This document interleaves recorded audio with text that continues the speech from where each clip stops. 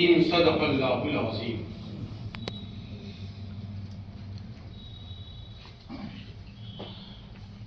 ये हमारी और आपकी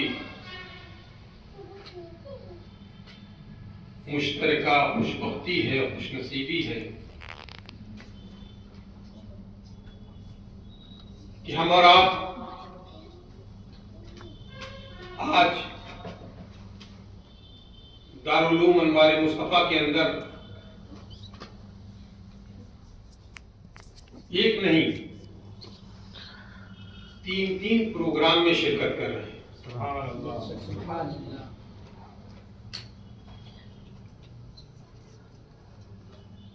सबसे पहला प्रोग्राम,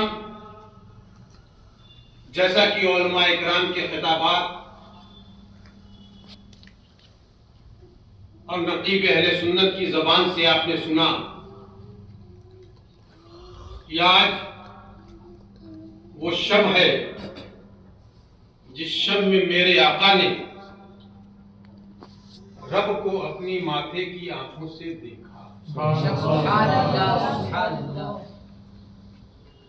और जो इस बात की अनदेखी करे वो है अंधा, बहरा, गूंगा, सुम, बुकुम, बुकुम।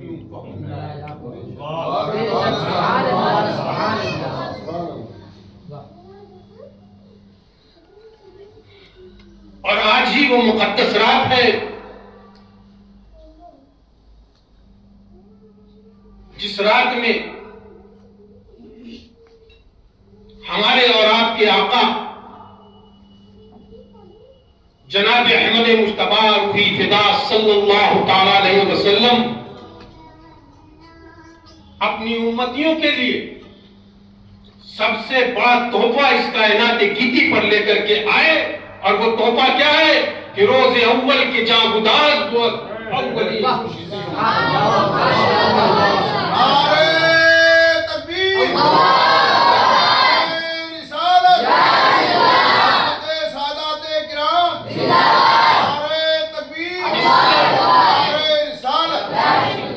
इससे बड़ा तोहफा,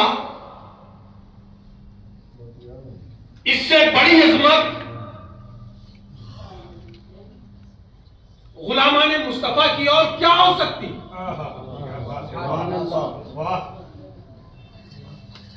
अब हम उनके गुलाम अपनी गुलामी का हक अदा न करें तो ये कमी हमारी है। तो आज की इस मुकद्दस शब में हम ये अहद करें, ये मेरे आका जो तोहफा आप लेकर के आए हैं, इंशाअल्लाह अब उस तोहफे से हम रूगर्दानी नहीं करेंगे। हम नमाजी बन जाए। और मेरे अजीजों, अगर तुम सही मानों में गुलाम मुस्तफा हो, मोहम्मद अरबी सल्लल्लाहु अलैहि वसल्लम के सच्चे पक्के आशिक हो, तो एक आशिक का क्या किरदार होता है। हमारे मुफ्ती साहब ने हज़रत सैयदना इमाम मालिक रज़ियल्लाहु ताला अन्हु का वाक़या बयान फरमाया। मगर गौर करो कि उस वक्त मक्का मुअज़्ज़मा में सबसे ज्यादा मालदार होते, उनके अस्तबल में न जाने कितने घोड़े थे और एक से एक तेज घोड़े, एक से एक ऊंट। मगर उन्होंने अपनी पूरी जिंदगी में सिर्फ एक हज किया। सुभान अल्लाह, सुभान अल्लाह। सिर्फ एक हज, और वो भी हज मेरे अजीजों, उसकी कैफियत कोई आशिक ही बता सकता है, आशिक ही बयान कर सकता है। हर एक के बस की बात नहीं। जब हज करके मक्का मुअज़्ज़मा वापस आए तो जैसे ही मदीने की हद में दाखिल हुए, शाहरा को चूम लिया, आगे बढ़े रास्ते में दरख्त मिला, उसको चूम लिया। और आगे बढ़े, एक मकान की दीवार नजर आई, उसको चूम लिया। आगे बढ़ते जा रहे हैं, बोसा बढ़ता जा रहा है। जो उनके अकीदतमंद, उनके मानने वाले, उनके मुख्तदीन उनके साथ थे, उन्होंने कहा क्या हुआ इमाम साहब? अभी तो इमाम साहब मक्का मुअज्जमा में हम लोगों के साथ थे, खाने काबा का तवाफ किया, हजर अस्वद का बोसा लिया, ये वारफ्तगी नहीं, सफा और मरवा की सही की, ये जज्बा नहीं, मिना में कयाम किया, अरफात में कयाम किया, मुजदलफा में कयाम किया, रमी जमाल किया, तवाफ ज़ियारत किया, मगर ऐसा तो कुछ नहीं नजर आया। ये मदीने में दाखिल होने के बाद कहीं सड़क को चूम रहे हैं, कहीं दरख्त को चूम रहे हैं, कहीं दीवार को चूम रहे हैं, कहीं गली को चूम रहे हैं। कहीं ऐसा तो नहीं कि शिद्दत गर्मी की वजह से कुछ इमाम साहब के दिमाग के ऊपर असर पड़ गया? आगे बढ़ते जा रहे हैं, बोसों की तादाद बढ़ती जा रही है, लोगों की तादाद घटती जा रही है। चलो भाई, इमाम साहब का दिमाग लग रहा है बिगड़ गया है, अब इमाम साहब पहले वाले नहीं रहे, इनके पीछे चलने से क्या फायदा है? जब चंद सिर्फ आपके जानेसार बचे, उनको ये कैफियत बर्दाश्त ना हो सकी, जाके कदमों से लिपट गए। का हुजूर हमारे समझ में नहीं आ रहा है, ये क्या माजरा? अभी तक तो आप मक्का मुअज्जमा में खाने काबा का तवाफ किया, हजर अस्वद का बोसा लिया, सफा और मरवा की सही की, मिना में कयाम किया, मुजदलफा में कयाम किया, अरफात में कयाम किया, रमी जमाल किया, तवाफ ज़ियारत किया, मगर ये बात तो न थी, ये मदीने में आकर के ये क्या कैफियत हो गई? मेरे हुजूर, इस रात से पर्दा उठाया जाए। आज आपके साथ कितने लोग थे, मगर सब आपका साथ छोड़ गए, हम सब सिर्फ चंद ही बचे। हुजूर, बताया जाए क्या? हज़रत सैयदना इमाम मालिक रज़ी अल्लाह तआला अन्हु से एक चीख निकलती, कहते हैं नादान, तू नहीं जानता, मैंने अपनी सारी जिंदगी में सिर्फ एक हज किया, वो इस वजह से और इस खौफ से कि कहीं मक्के में मेरी मौत ना आ जाए और दरे मुस्तफा मुझसे छूट जाए।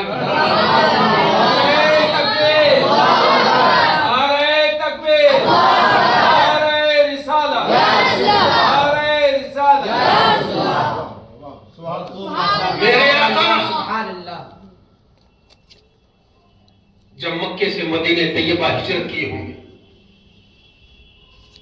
तो आका सल्लल्लाहु अलैहि वसल्लम जब इन राहों से गुजरे होंगे, तो हवाओं ने आपके जिस्म पाक का बोसा लिया होगा, और बोसा लेकर के कहीं इस दरख्त से टकराई होगी, कहीं इस दीवार से टकराई होगी, कहीं इस गली से गुजरी होगी, कहीं उस गली से गुजरी होगी। मैं उस निस्बत का बोसा ले रहा हूं।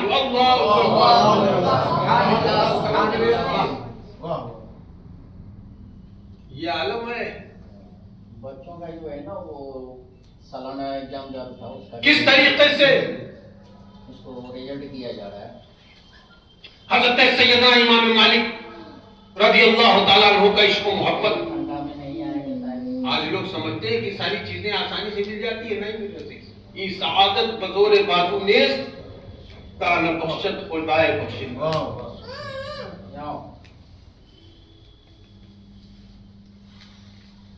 और ये खानकाहियत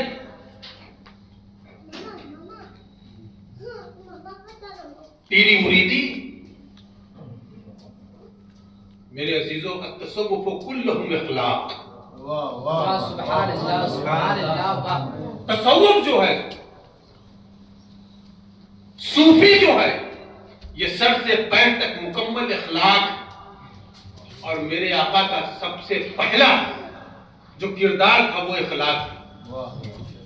नमाज नहीं दी, रोजा नहीं दिया, कुरान नहीं दिया, सबसे पहले क्या दिया आका ने?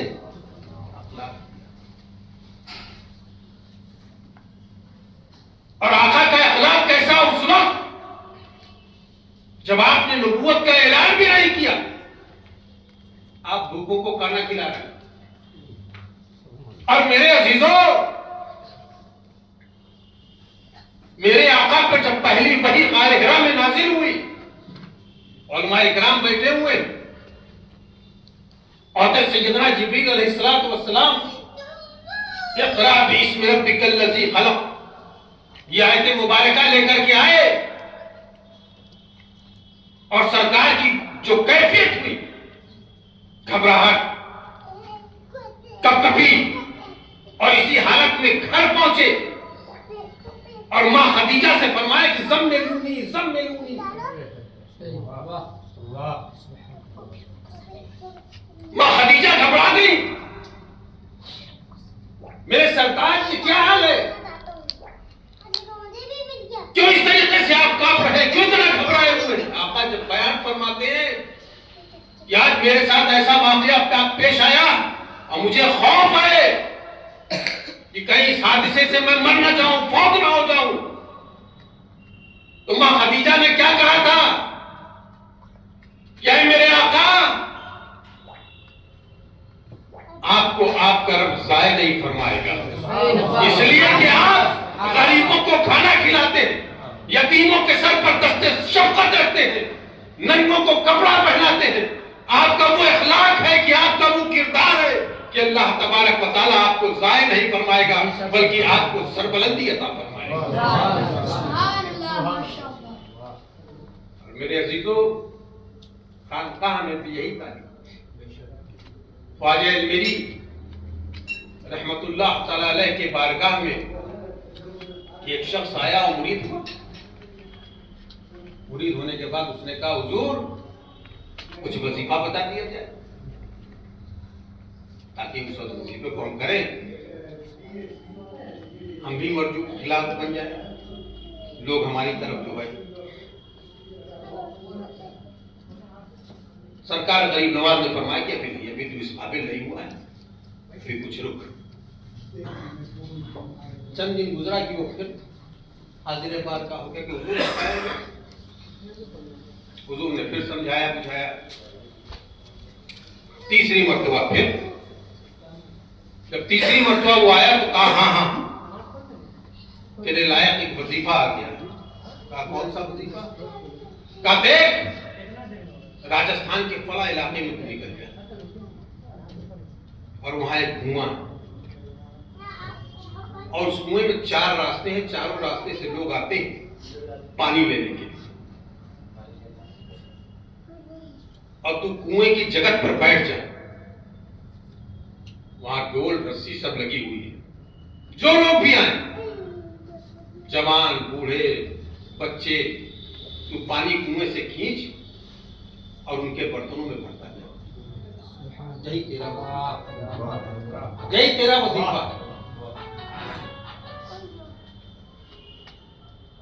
उसने कहा और कुछ? कहा कुछ नहीं, बस तू वहां चला जा, वो 4 रास्ते के किनारे एक कुआं है, बेहतरीन पुख्ता जगत बनी हुई है, उस जगत के ऊपर तू बैठ जा, रस्सी और डोल लगी हुई है, और जो भी आए पानी खींच उनकी डोल में डालता है। ये मुरीद साहब गए और जाकर के देखा, कहा सही बात है, जैसा ख्वाजा साहब ने फरमाया था वैसे ही, चारों तरफ से रास्ता है, बीच में कुआं बना हुआ, हर तरफ से लोग आ रहे हैं और पानी भर रहे हैं, लाइन लगी हुई, आपस में लड़ाई हो रही है, एक दूसरे को धक्का मुक्की कर रहा है, तू पीछे हट, तू पीछे हट, तू पीछे हट। एक औरत गिड़गिड़ा रही है कि मेरा शौहर बहुत जालिम है, मारता है, देर हो जाती है, तू मुझे घर से निकाल देता है, खाना नहीं देता। सब माजरा देखते रहे। देखने के बाद जब रात हुई तो ये जाकर के धीरे से खामोशी के साथ कुएं की जगह पर बैठ गए, और जैसे ही भोर हुई लोग आने लगे, धड़ाधड़ डोल से पानी निकाले और सबके बर्तन में डालते जा रहे हैं, डालते जा रहे हैं, डालते जा रहे हैं। एक दिन गुजरा, 2 दिन गुजरा, 1 साल गुजरा। 1 साल गुजरा जब, तो ख्वाजा सुल्तानुल हिंद अताए रसूल सैयदना मुईनुद्दीन हसन चिश्ती संजरी अजमेरी रहमतुल्लाह ताला अलैह ने कहा कि भाई मैंने अपने एक मुरीद को एक वजीफा दे करके फला इलाके में भेजा था, फला जगह के ऊपर, चलो आज उस मुरीद से मुलाकात कराते हैं, आज उस मुरीद से मुलाकात कराते हैं। ख्वाजा साहब अपने खुलफा मुरीदीन की झुरमुट में रवाना हुए और मीलों सफर करके जब उस जगह पर पहुंचे तो ख्वाजा साहब क्या देखते हैं कि कुएं की जगह पर मसनद लगी हुई है, फर्श बिछा हुआ है, गांव तकिया लगी हुई है और उसके ऊपर वो आराम से बैठा हुआ, उसके चारों तरफ औरत मर्द का चमकटा लगा हुआ, अज़दहाम ऐसा, कोई हाथ ऐसे किए हुए, कोई हाथ ऐसे किए हुए, ऐसा बिल्कुल एकदम। ख्वाजा साहब और आगे बढ़े, थोड़ा उसके करीब पहुंचे तो आवाज ख्वाजा साहब के खुलफा मुरीदीन की ला इलाहा इल्लल्लाह की सर्द, और उस सर्द की आवाज जब उस तक पहुंची और उसने निगाह पलट करके देखा तो देखा मेरे पीरो मुर्शिद चले आए, मेरे पीरो मुर्शिद ख्वाजा ख्वाजगा सुल्तानुल हिंद अताए रसूल चले आ रहे हैं। वो कुएं की जगह पर से कूदा और एक बार की ख्वाजा साहब के कदमों में दौड़ता हुआ जाकर के गिर गया, पूरी पब्लिक उसके पीछे पाट पड़ी और जाकर के सब उसके कदमों के ऊपर गिर पड़ी। ख्वाजा ने उसको उठाया कंधा पकड़ करके और अपने सीने से लगाया और पूछा, क्या मेरे अजीज मुरीद ये क्या है? कहा हुजूर उसी वजीफे की बरकत है कि पूरा इलाका कलमा ला इलाहा इल्लल्लाह मुहम्मद रसूलुल्लाह पढ़ करके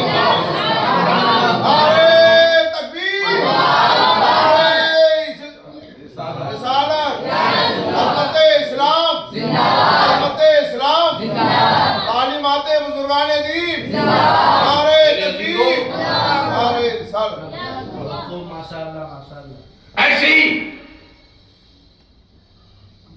महबूब इलाही हजरत निजामुद्दीन औलिया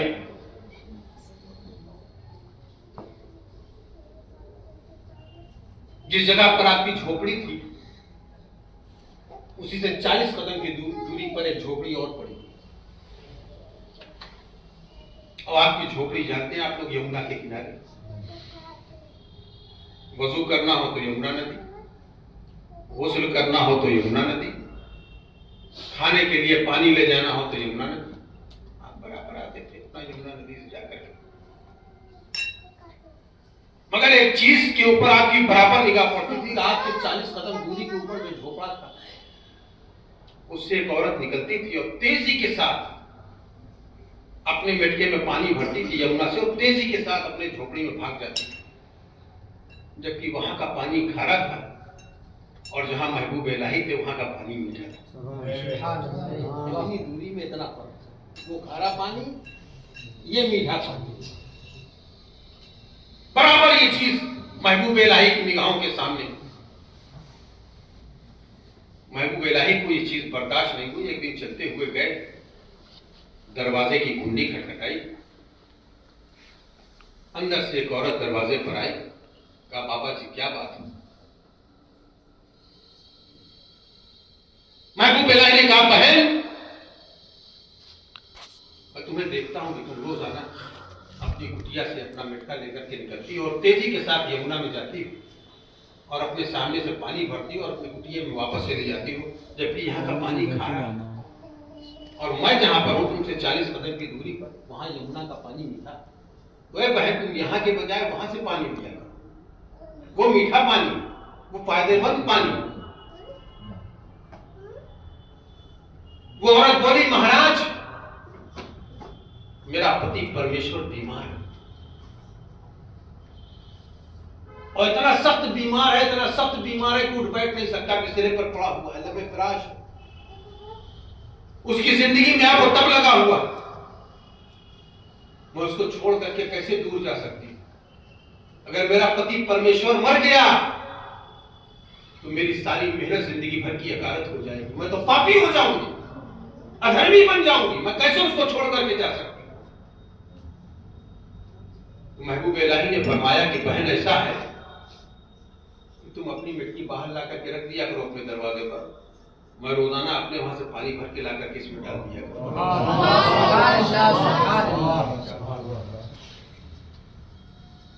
पीली मुरीदी वाले और करो ध्यान दो,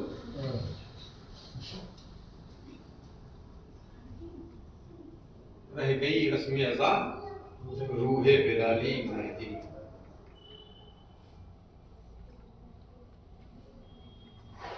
वो औरत बोली कि नहीं महाराज, आप इतना कष्ट क्यों उठाएंगे, हम तो खुद पापी हैं और पाप हम बढ़ाना चाहते हैं। कहा नहीं भाई, तुम निकाल करके अपना बर्तन बाहर रख देना, मैं रोजाना लाऊंगा, पानी गिर दिया करो।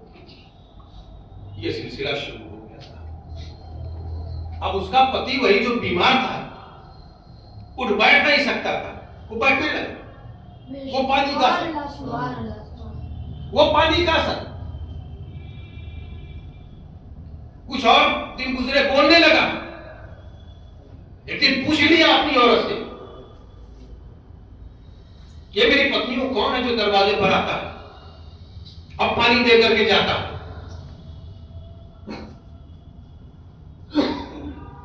इतनी मोहब्बत, इतना प्रेम हमसे क्यों हो गया? उसे क्या बात?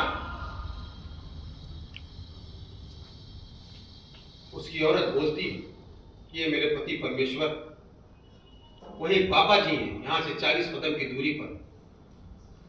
यहां सामने जो यमुना नदी का पानी है वो खारा है, और वो बाबा जी के सामने जो पानी है वो मीठा है। बाबा जी ने कहा ये पानी पी करके तुम्हारा पति और अस्वस्थ हो जाएगा और बीमार पड़ जाएगा, इसलिए उसको मीठे पानी की जरूरत है। तो मेरे पति, मैं आपको छोड़ करके उतनी दूर नहीं जा सकती। तो महाराज रोजाना ला करके पानी हमारे मटके में उड़ेल देते हैं, और वही पानी पी करके आप अच्छे हो गए, आप बैठ गए, आप बोलने लगे।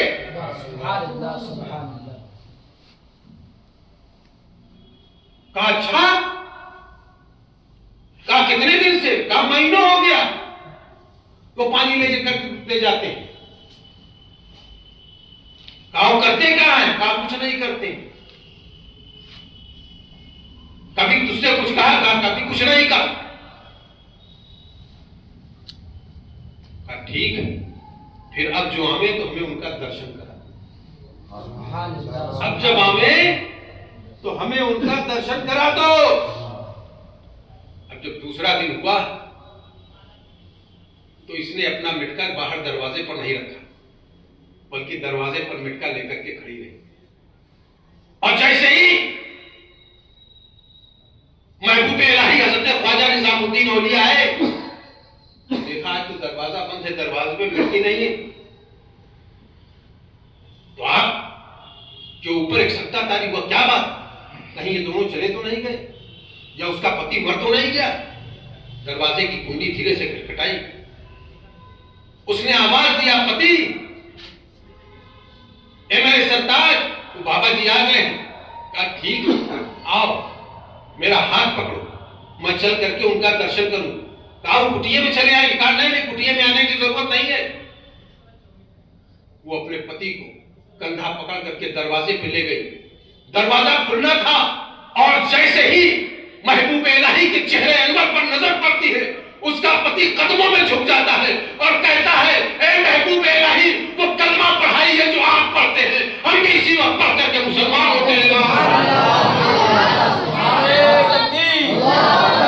नारे तकबीर, नारे रिसालत, नारे रिसालत।